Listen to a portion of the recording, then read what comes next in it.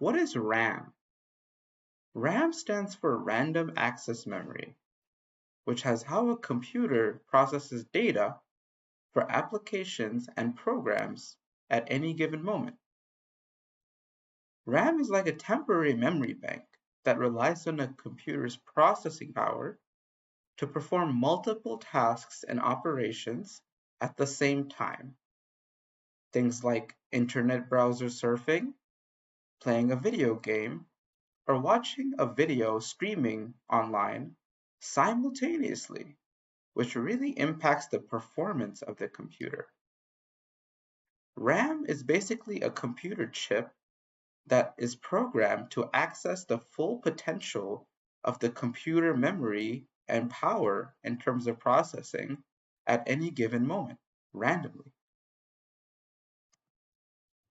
Let's go ahead and check the random access memory, or RAM, of our computer currently. If you're using a Windows operating system like I am, you can actually go down here to the taskbar and click on the search menu.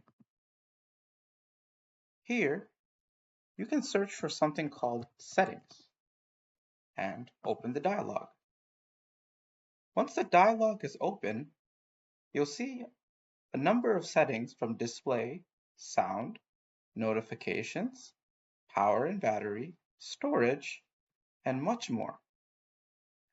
Scroll all the way down to the About area or section and open it.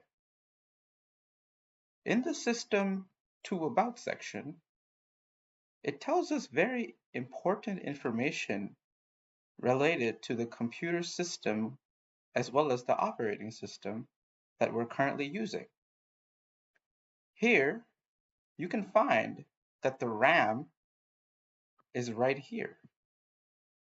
On my machine, I have an installed RAM of 32.0 gigabytes, of which 31.7 gigabytes is usable.